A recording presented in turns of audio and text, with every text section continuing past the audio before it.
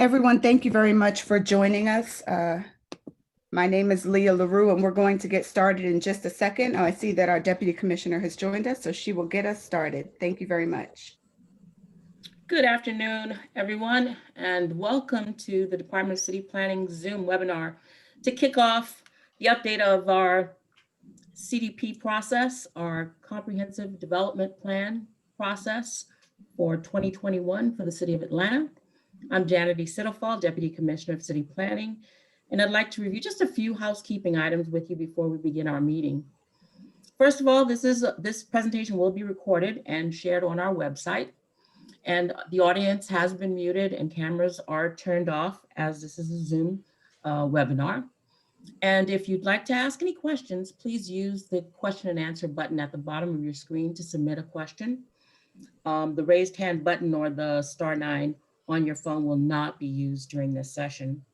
We hope to have some time at the end of the presentation to answer a few questions. So if you would like, just go ahead and submit your questions using that Q&A button, and any callers that have questions can email their questions to cdp2021@atlanta.ga.gov.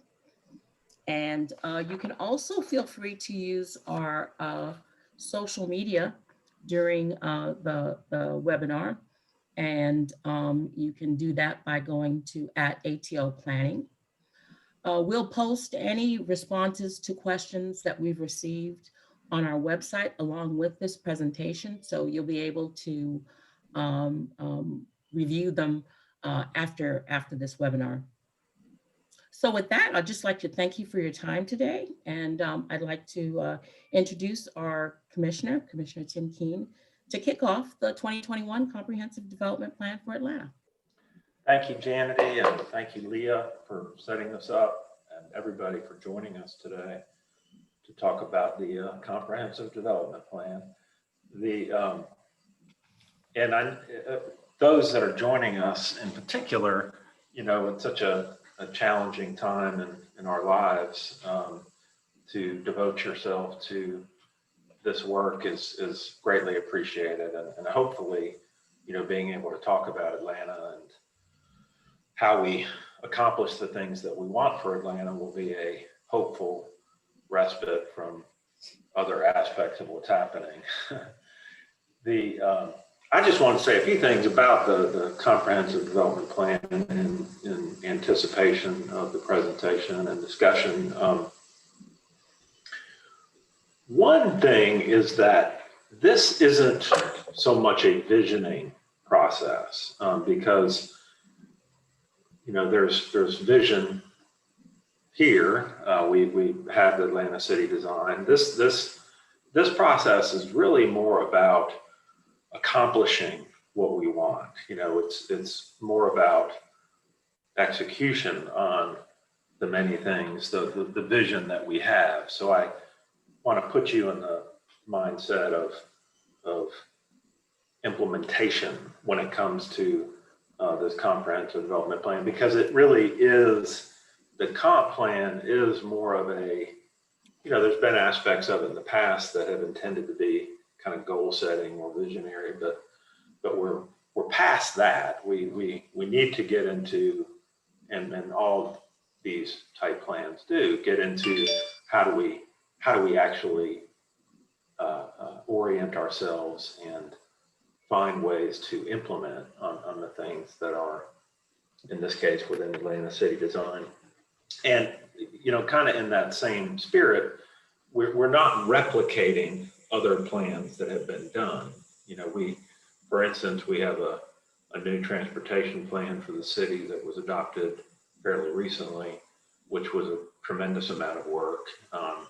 And we wouldn't be starting over when it comes to that. Again, it's more about how do we execute on that. Or the city has a resilience plan, for instance, which speaks a lot to climate change, even more specifically than Atlanta City Design probably, although there's certainly a relationship there, because Atlanta City Design is so much about the physicality of the city.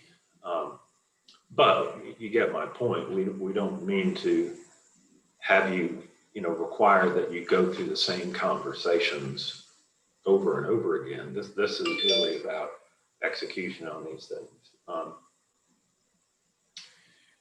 The second thing I would say is to be thinking about your perspective on how you and your street and your neighborhood and your area of the city can contribute towards implementation. I say that in the spirit of this is all our responsibility. The city we certainly have the capacity to support what we want to do here at the City of Atlanta and the planning department, but this is very much a shared responsibility for Atlanta, and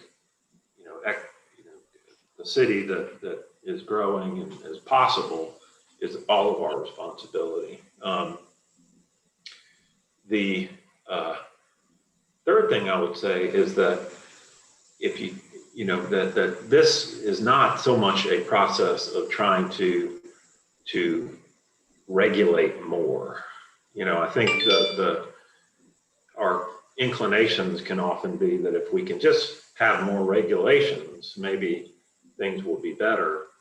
I would suggest that that's not necessarily the truth. The better way to think about it probably is, how can we be more precise with our regulations? How can our regulations be more in alignment with what we're trying to build as a city versus just more regulations? And part of it is just that the regulations kind of can become, contradictory and kind of overwhelming is part of it. And then another part of it is, how much do we have in terms of the capacity to regulate? I mean, if you have more regulations, you've got the need for more enforcement of things, and how much capacity as a city, not just Atlanta, but any city have to.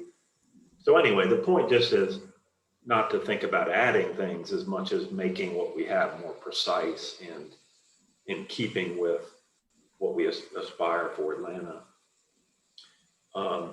And then the last thing in preparation for the presentation is I feel like comprehensive plans many years ago were used as a way to almost encode, they were the predecessor to zoning ordinances. And many years ago that there was a you could disagree with it, but there was a lot of intention around what they were saying. And I would argue that over the years, that has become less clear, because you update comp plans, you update them for lots of years, and you don't necessarily get back to the core of the thing. Like what's the soul of this thing? What are we trying to accomplish here? It's become less clear. And I'm saying that to say that this particular version of the comp plan is a chance to kind of reset that and have it be clear and towards a very apparent kind of destination that we're seeking for Atlanta. So this is kind of a chance to reset or reboot the comp plan and make it clearer. So those are my preliminary thoughts about this, and hope those are helpful or provoking of your own thought. And with that, Janity, do we start going through some slides here? Is that the next step to kind of orient everybody? First couple of slides are yours. Okay. Addressing growth in Atlanta. Yep. Okay, let's go to the next slide. I won't speak as long as that on the next couple slides. This showing the city's growth. Of course, now you saw the headlines. I guess it was early this year that Atlanta's population has now, for the first time in its history, surpassed 500,000 people. So the issue of Atlanta growing in a way that it hasn't historically, we're not working against the market here, we're working with it. There's clearly more demand to be in Atlanta as exemplified by this chart here, even beyond this chart, because we've gotten to over 500,000 in the city for the first time in its history. go to the next slide. And Atlanta City Design sets out a kind of maximum goal for the city of 1.2 million residents. And the reason that this goal was the one that was arrived upon was when we were doing Atlanta City Design, we engaged a demographer to help us think about Atlanta's growth in the context of the region. So the Atlanta Regional Commission does the kind of regional population projections and is projecting that the region will grow by almost 3 million people over the next generation of growth. And what we learned from the demographer while we were doing Atlanta City Design was that clearly in a growing city and region like Atlanta, which is in demand, it would be very comfortable for the city to seek to have 25% of that growth that the region sees happen within the city. If that is to happen, if the region is to grow as the ARC is projecting, and the city of Atlanta had 25% of the region's growth, that would take our population to 1.2 million. That's where that number comes from. And obviously that 1.2 million assumes that we maintain the population that we currently have. So we're up to 500,000 or so now in the city, and that we maintain that population. And a lot of Atlanta City Design is around protecting people that are in the city and efforts that we can take to ensure that people that live in Atlanta now are living in a city that's improving, but also one that remains affordable for them and a place of opportunity. But then that the growth that the region is seeing, that the city is, for the first time in its history, a place where a significant amount of that growth occurs. And 25% of the region's growth, we're not saying 75%, we're just saying 25% of the region's growth would take the city's population 1.2 million. So I want to make clear that this is completely arrived at by using the Atlanta Regional Commission's regional projections. These are not numbers that we arrived at. These are numbers that the ARC is projecting for the region. And we're suggesting the city should achieve that 25% of the region's growth.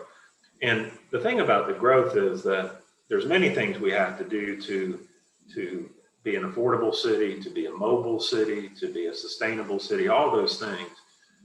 But I would argue that one of the things that must occur under all those circumstances to achieve affordability, mobility, sustainability is that we, the city, should be growing significantly. And if we, as hard as affordability and mobility and sustainability are, they are much more difficult if the city continues to not grow like the region has historically, because we're a region that's grown tremendously to 6 million, but the city population had been static until fairly recently. So, and the other thing is that it's not growth just for growth's sake, of course. The Atlanta City Design, the point was to say, how can we achieve a population of this and achieve all we want for Atlanta in the process? That, as I said, the city is affordable, that it's mobile, that it's sustainable, that nature thrives in this process, which it can. And the city becomes a more natural city, while it becomes, in some places, denser and more urban. The thing about Atlanta City Design as well, as you'll see, is it's not just saying, let's grow one way everywhere. No, it's understanding the physical characteristics of Atlanta, how they are unique, and how we can grow to 1.2 million. And in the process of doing that, accentuate the unique characteristics of the city. So I did actually speak as long as I did before, Janet, on this, but I hope that's helpful. And I think that's my last slide. I think we're going to transition now, perhaps back to you, Janet. Is that right? I think we can skip this next one as well. Yeah. You addressed all that and say Atlanta City Design. Yep. And so with that, we'll kick off with our video about the CDP and what we want to accomplish.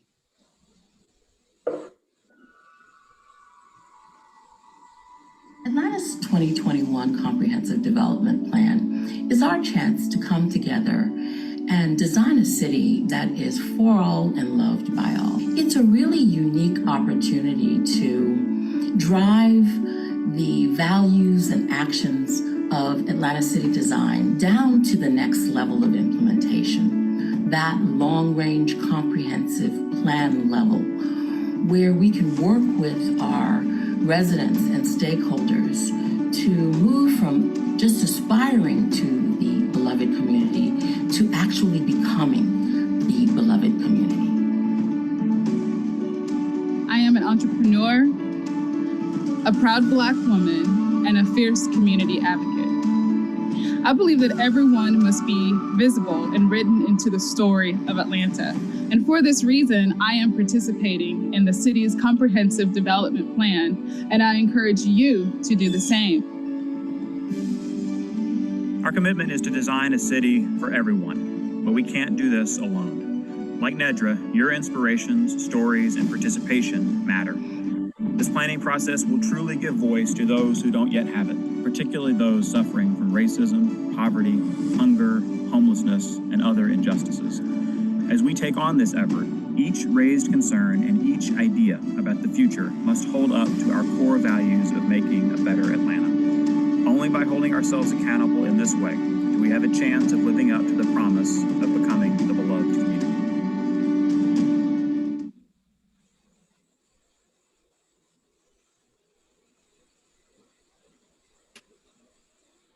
Wonderful. And with that, we'll just again welcome everyone, and want to acknowledge if we have any council members on the call. Welcome to you, and thank you for making time to spend with us today. Any other elected officials that we may have on the webinar. And I do believe we have Councilmember Matt Westmoreland on the panel today. Just to say a few words of greeting, Councilmember Westmoreland is going to be serving as the chairman of what we're calling our Planning and Leadership Group.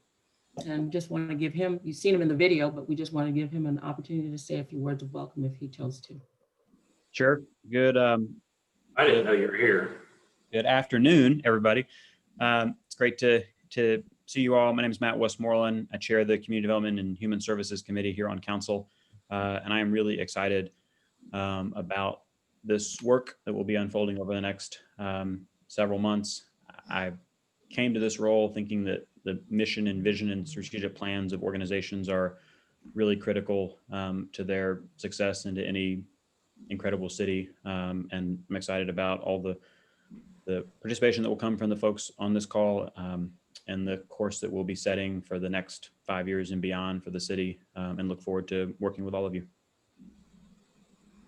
Great. Well, thank you so much for joining us. And so that, I guess we'll just jump into the presentation. So the Comprehensive Development Plan, or the CDP, and you'll hear me refer to the Comprehensive Development Plan as the CDP as we move through this presentation. But it guides Atlanta's growth and development. And you've just heard Tim describe the fact that yes, we are growing. Yes, we are continuing to grow. And yes, growth is good. And so as we grow, this Comprehensive Development Plan is updated at a 5-year interval to identify and address current community goals, needs, and opportunities, and match them up with policies and actions and infrastructure investments to address those needs and opportunities. As we take on this effort, it only makes sense that we use Atlanta City Design as the guiding framework to support an Atlanta that is going to be designed for growth and density while conserving the unique characteristics and scale of our neighborhoods. And that's what Tim referred to as every area in Atlanta doesn't have to grow the same. So in this way, we can align the values and approach of Atlanta City Design with the CDP to truly become the beloved community.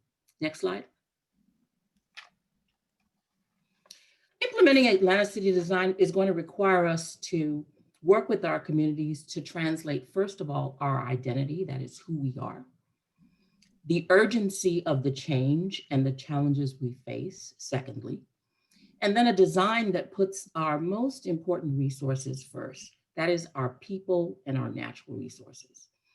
Putting all of this into a detailed implementation plan to make city design a reality.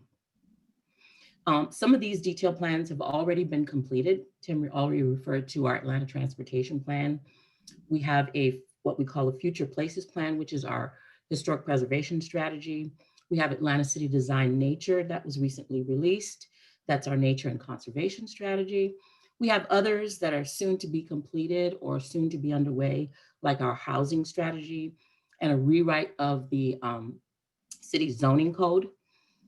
The CDP will bring together all of these planning efforts, as well as small area plans that have been developed over time, to serve as a comprehensive blueprint for implementation. Next slide, please. We will draw upon city design's core values of equity, progress, ambition, and nature. These core values will guide the development of the CDP's vision, goals, needs, and opportunities. Next slide. The CDP update will also apply city design's approach to growth and development. As part of city design, we identified growth areas and conservation areas, and these will serve as the foundation for developing land use, housing, transportation, and economic development actions and strategies. Next slide. This is the core of the comprehensive development plan. The update will be framed by and meet all the state and regional and local requirements. We have to do that in order for our plan to finally be approved. But as Tim has mentioned, we just don't want this to be a check the boxes kind of exercise.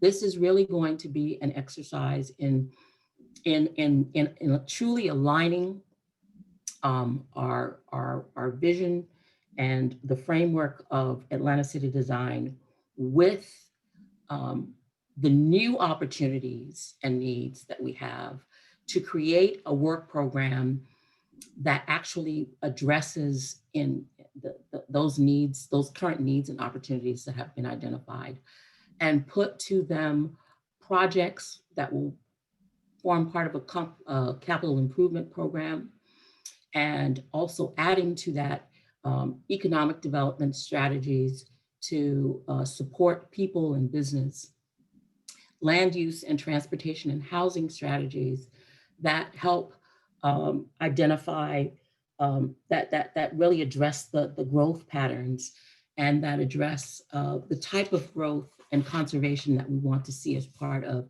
Atlanta City Design, supporting adequate and affordable housing, and then finally developing some strategies to expand and improve broadband access in the city. And this is an issue that has become particularly prevalent right now, as all of us are working remotely from home during this pandemic. And so trying to look at what those needs are and accommodating those needs as part of our CDP update is going to be extremely important. We're also going to be looking at some other areas. As I said, there's a big emphasis on conservation and nature as part of city design. And so we'll be looking at elements adding elements to improve the conservation and access to our natural resources. Historic preservation and urban design will also be important elements that we will look to add.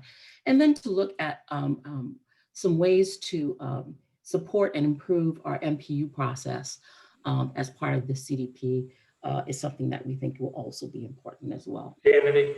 Yes. Just if I could say one thing about that last slide, to my earlier point, that this is, and you mentioned historic preservation, for instance, we don't mean in this process to start over with, discussions related to things that we've just spent an enormous amount of time and energy discussing. So for instance, on historic preservation, the Future Places project, which recently is concluded and we released a couple of weeks ago, we wouldn't be starting over with that. We want to let the work that the community's done on important aspects of this, be filtered into the CDP process and not require you to restart those conversations. I mean, and everybody knows as well, there's more detailed planning at the neighborhood level that's gone on. We're not reopening those conversations, in this process. It's really trying to stitch together all that work. Exactly. The CDP. Exactly. And as I said, it's really to bring together all those pieces into a more comprehensive blueprint for implementation. Next slide. Well, I'm sure we can all agree that a lot has happened since the last CDP was updated. And with this one, we are certainly, it's certainly occurring during a period that we've probably never seen before. We've still got that continued growth. And then to add to the mix, we've got a global pandemic, economic uncertainty, and a national reckoning on racism and injustice. And so all of these events have kind of forced us to take a long, hard look at how we've planned the city of Atlanta in the past, and have cast a really bright light on inequities, injustices, and discriminatory practices that have historically been embedded in our plans and policies and programs and in our planning process. And so these negative impacts, the negative impacts of these events with the city's commitment to align our CDP with the values and actions of Atlanta City Design really compel us to plan differently. Next slide. So how are we going to plan differently? Well, we're calling it planning for change. And by this means that the Department of City Planning has decided to take decisive and corrective action to address some of these inequities, some of the social injustice, the racism, and other forms of discriminations in everything that we do.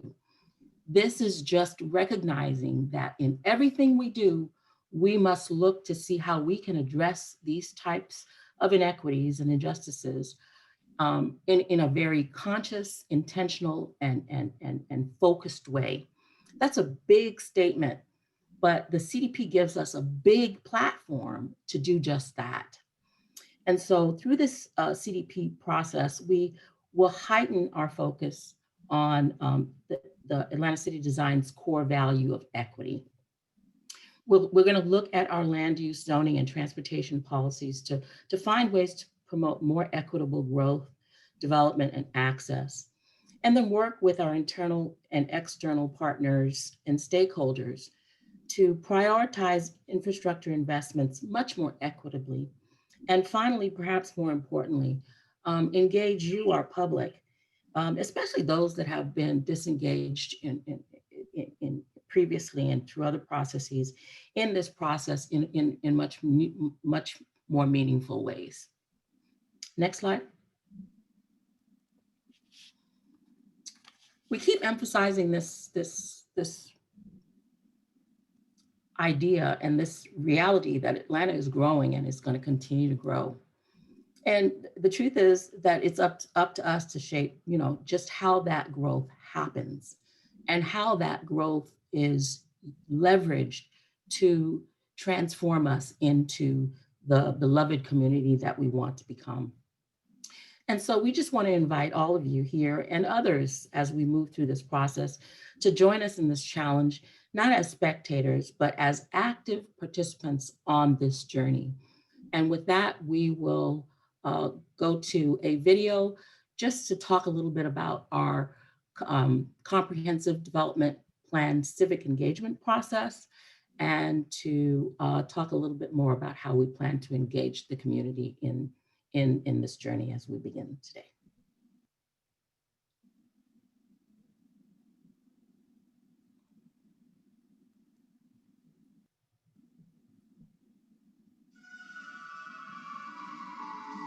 My name is Oscar Harris. I'm an architect and planner, and I wanted to just talk why it's important for everybody to support the comprehensive development plan that the City of Atlanta has prepared. One thing I know for sure, it's when all the stakeholders in the community are involved in giving input, it really is transformational for what happens after. My name is Mamie, AKA Mother Moore, and I'm a 13-year resident of English Avenue. For me, it's imperative that our people not only be a part of planning it, but that we be a part of making it happen. And I think that it is the cutting edge issue for us in 2020 that we now as citizens take that next step of saying we're going to be a part of developing the plan for our neighborhood, but we also are going to get off the bleachers and get on the playing field and be a part of making it happen. My name is Ryan. I'm a big believer in big ideas. The Atlanta Beltline started as my idea, but what made it possible was that all kinds of people from all over the city not only supported the project, but they also brought their own ideas to the table, making it better with public art, affordable housing, new parks. And so if you're thinking about what you want your future to look like, what you want the city's future to look like, get involved. Share your ideas.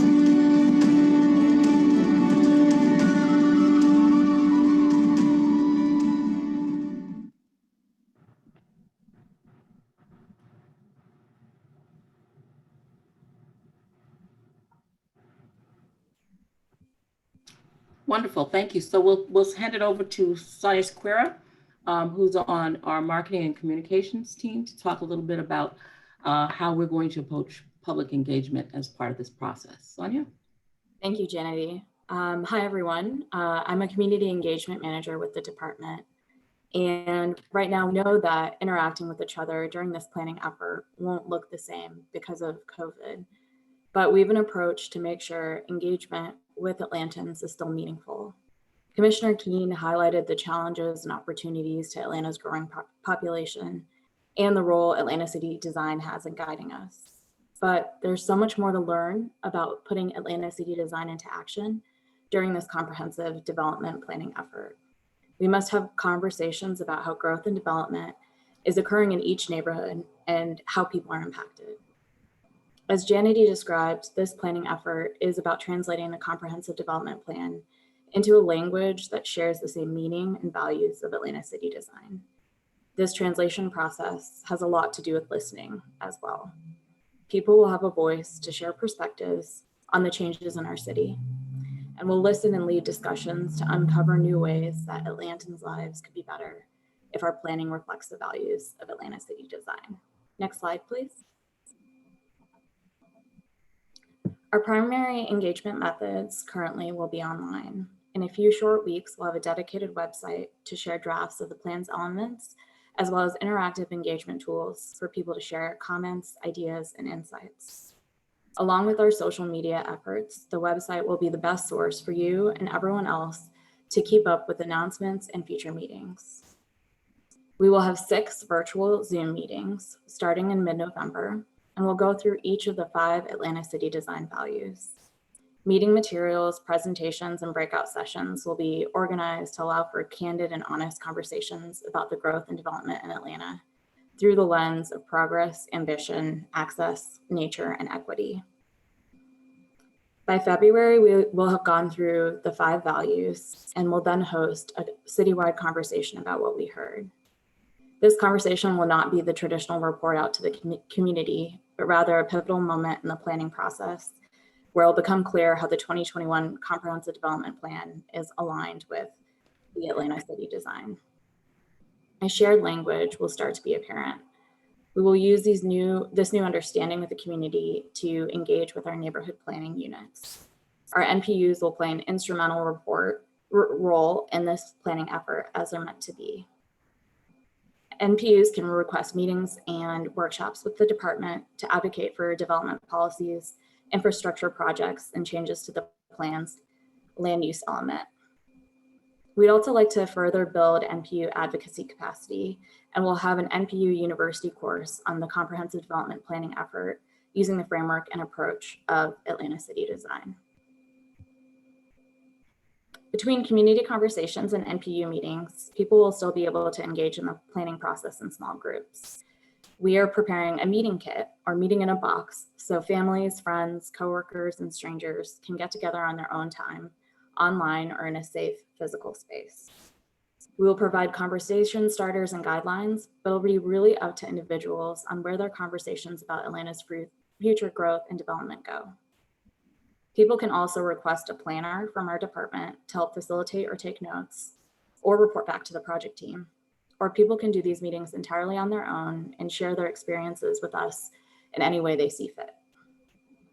The point of these meeting kits is that people can have a conversation at home, at the barbershop, class, library, or community room, really meeting people where they're at this time. And NPUs and community groups can also use these meeting kits to tailor conversations about a specific topic or area within the city. Next slide. We recognize engagement at this time will be challenging between the global pandemic, much needed social movements, and unprecedented growth.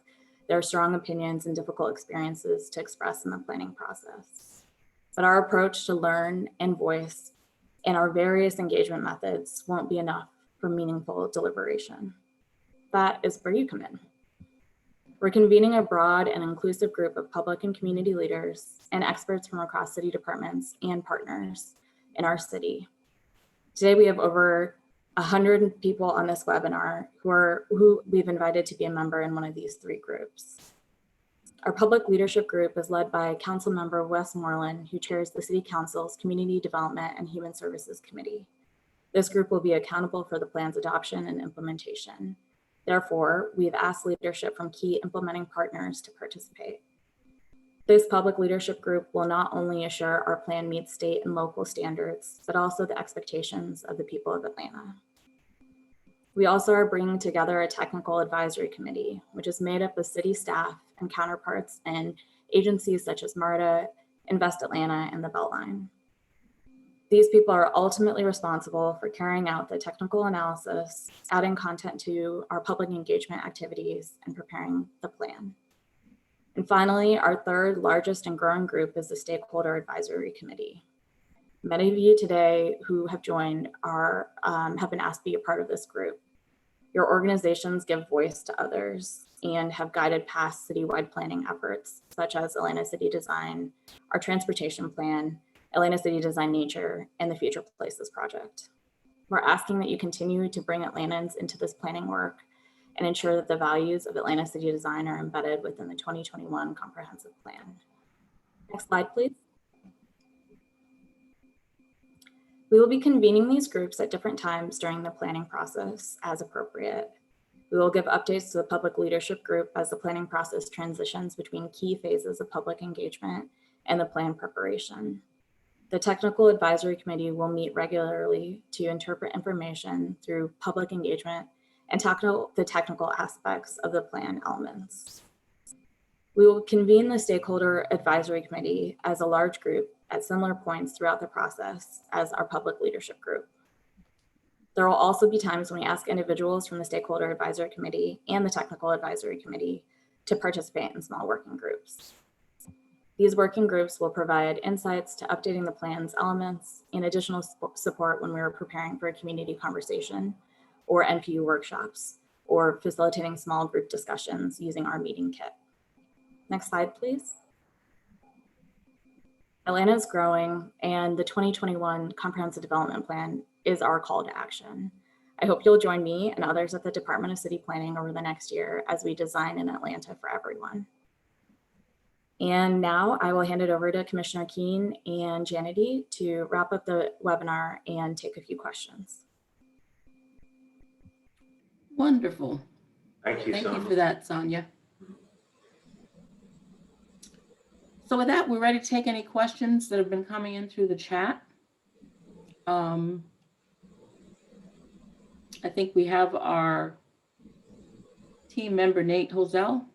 that's going to be picking questions for us. Sure. Hi, everyone. This is Nate Hosell, work with the Department of City Planning.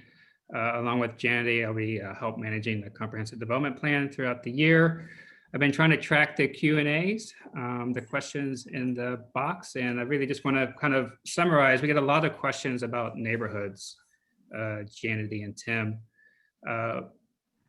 There's a lot of differences between our neighborhoods in Atlanta. The Atlanta City Design have growth and conservation areas.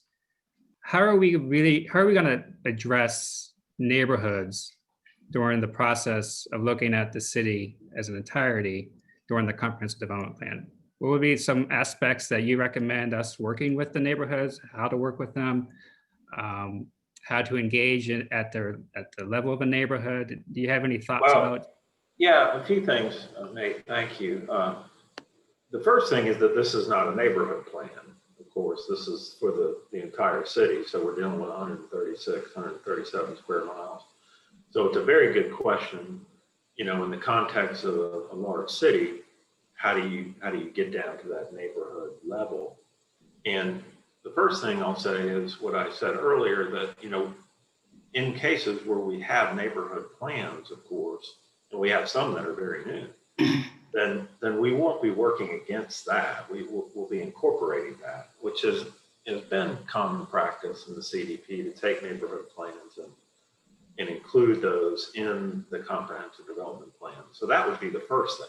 You know, neighborhoods that have a neighborhood plan, in particular one that's been done fairly recently, that's a great benefit because you've been through a neighborhood process that we can learn from and incorporate. But the other thing I would say is that in Atlanta City Design, you know, the thing about a comprehensive development plan is if you don't deal with, you have to deal with the land use issue, you know, because that's, as everybody on this call knows, in terms of the comp plan on a day-to-day basis, the land use element of it is of discussion constantly at your neighborhood, at the NPU, at city council, and so forth. And so we really have to dig into that. And as it relates to Atlanta City Design, as was mentioned, and again, Atlanta City Design is just looking at what are the physical characteristics of this city that's different than other cities. And really is how we came to this growth area and conservation area approach. And the growth area being downtown, the core of the city, not just downtown, but midtown, downtown areas of the city, and then the commercial corridors that come out of the downtown area. As you know, the city doesn't have a citywide grid. The grid of the city is very small, compact, and then we have the streets that come out from the core.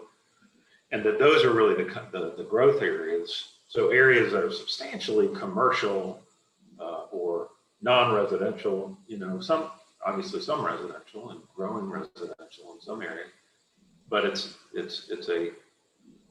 more of a business mixed use district, the growth areas. And then the conservation areas are the neighborhoods, and obviously the neighborhoods will grow and change, but the point of putting them within the conservation category is that the interest we have is in, and you have, I think, is in neighborhoods growing, but in ways that are appropriate to a neighborhood. And we have different types of neighborhoods in the city. We have more urban neighborhoods that are closer to downtown probably, although a few aren't. We have suburban neighborhoods, and then we have even some neighborhoods that have rural characteristics. And so our thought is that we acknowledge that and how that's appropriate and Atlanta's history, and that we find ways within the comprehensive plan to reinforce those different types, you know, so we're not working against each other. You all have seen this. You go to an area of the city that has a clear, you know, for instance, you know, a Southwest Atlanta or Northwest Atlanta, pretty rural conditions, larger lots, streets that might not even, you know, have curb and gutter, and then you see inserted within that area a very suburban kind of thing, and it's just out of the characteristic of that area. So the point of this is to look at how can we protect the uniqueness of these different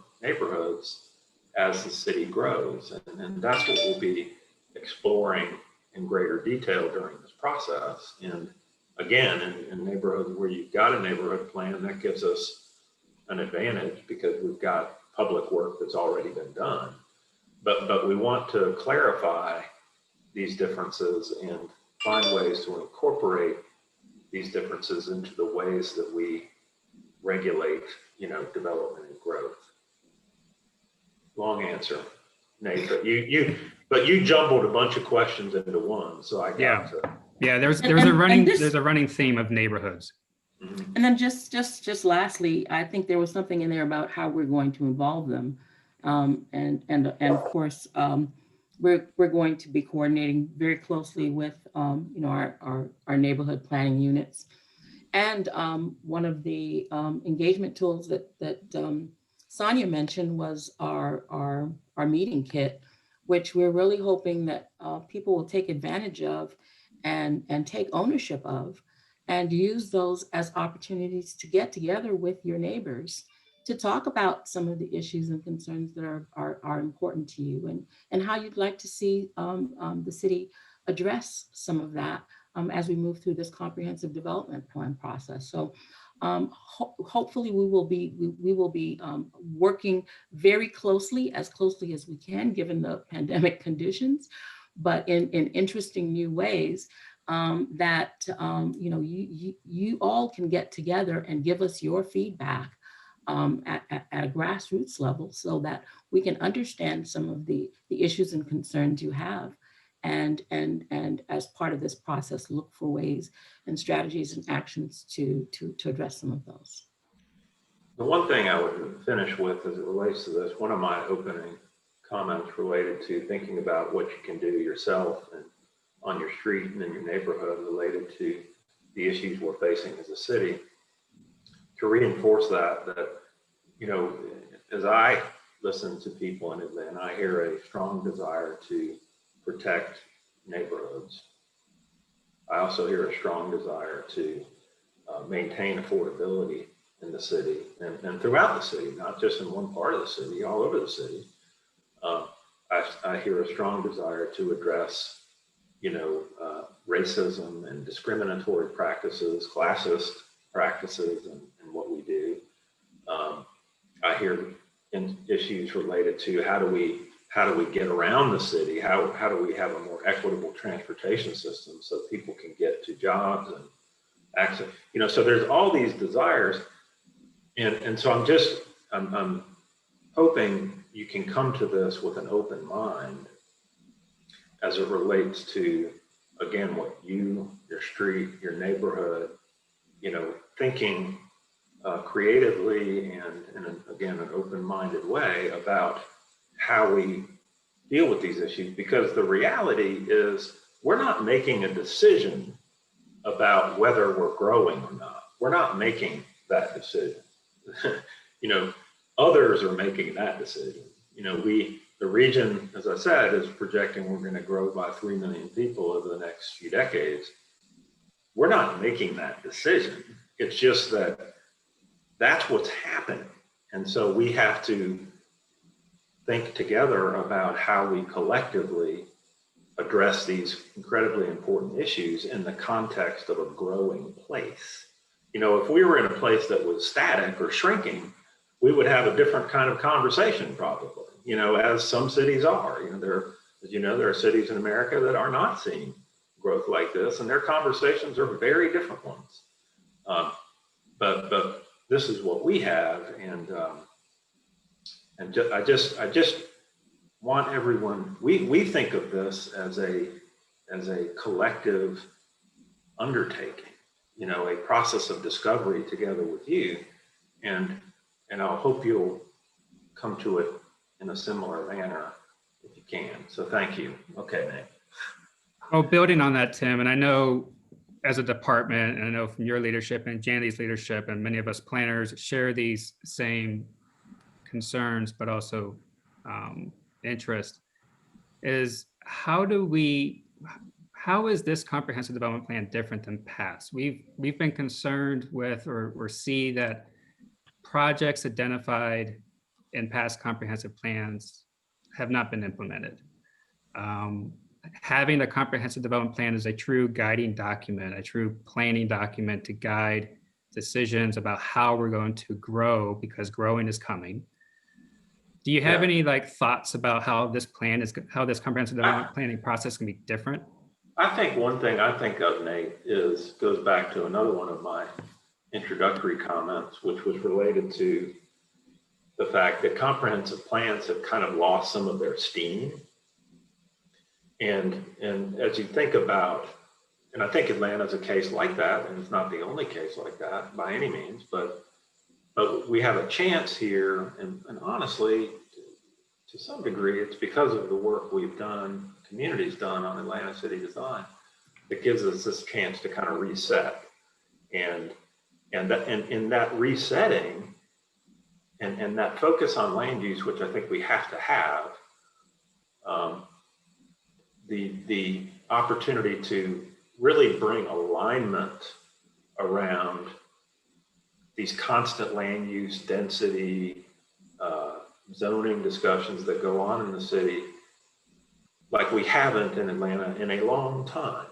And so for that reason, I think this should be a satisfying process for everyone, because you're going to see the language of what we discuss and the details of what we discuss over this 12 months. You're going to see it then, every day after this in your discussions about any individual project. So I think this process has the chance to be unlike any comprehensive plan that we've done in quite some time in Atlanta, and really a laudable example, period, as it relates to comprehensive plans.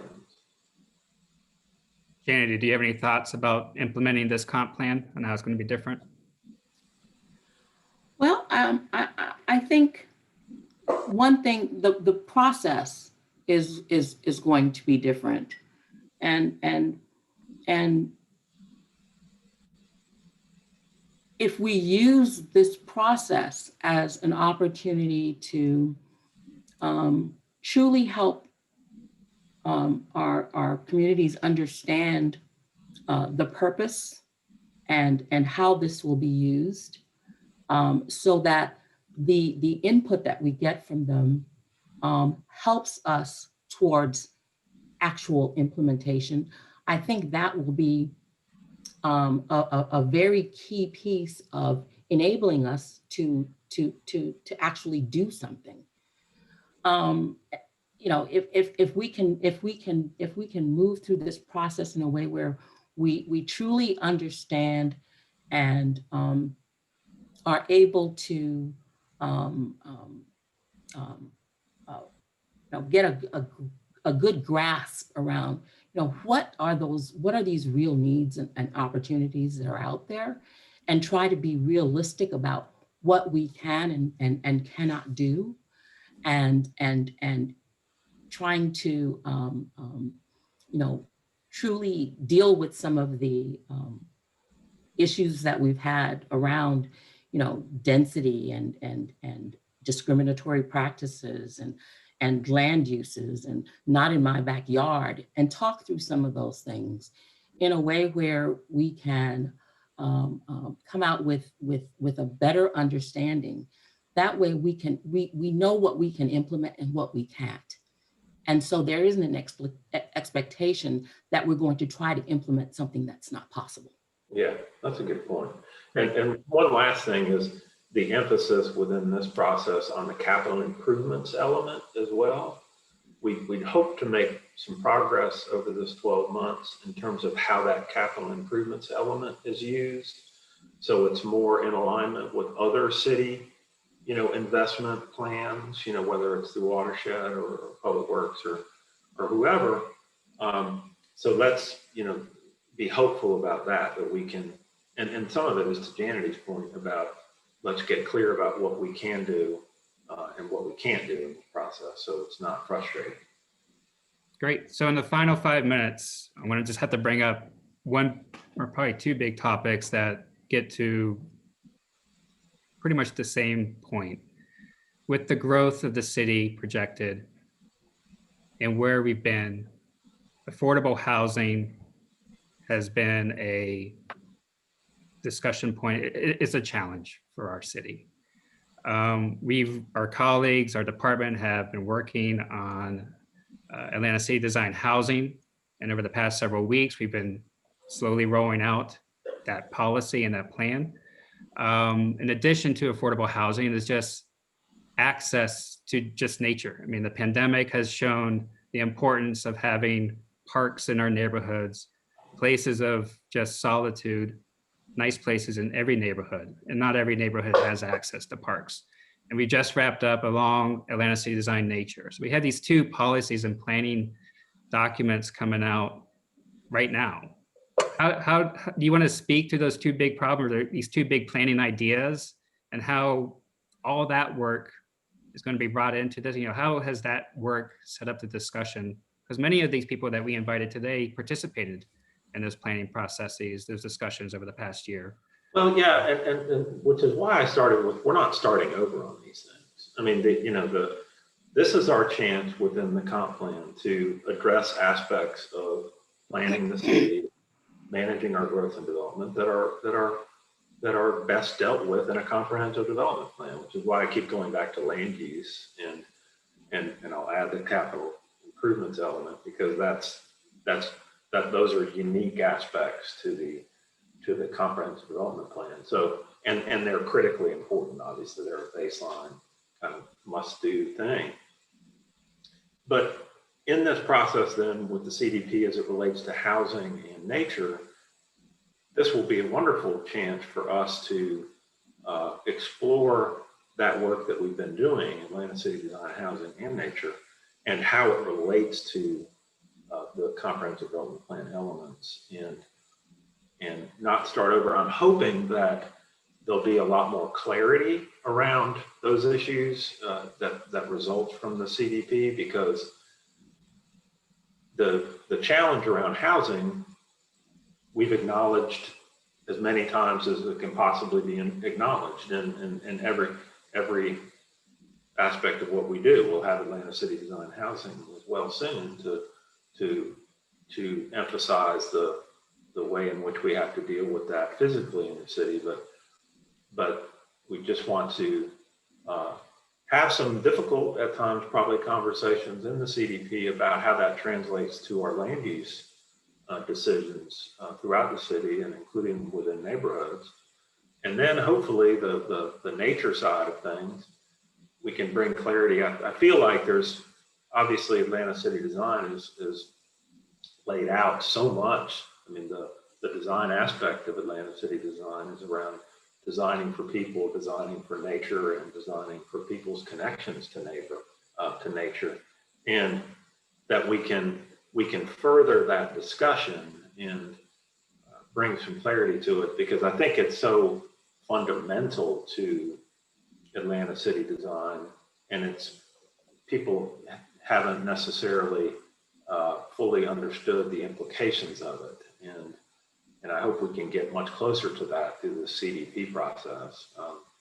Just the point that you made and others have made, that we've learned even more importantly how Atlanta's setting within this forest and these natural systems is fundamental to what it is to live in Atlanta. And by the way, protecting that condition is fundamental to the future of the city in terms of dealing with climate change and many other things. So, but we've got so many specific things in Atlanta City Design around that. Let's incorporate them into the CDP so they become part of our everyday language as we review development case by case. Great. Well, so much of the work, as Tim has said, has been done. This is not an opportunity to work towards developing another plan. This is really an opportunity to bring all of that together, all these plans and all these wonderful ideas that we've generated over the years, together in a real concrete way that says, this is what we will do to address this. This is what we will do to address housing affordability. This is what we will do to address economic development. And it will bring the ideas from all of this work and all of the new ideas that we get as we move through a public engagement process into a plan that we can implement in very real ways.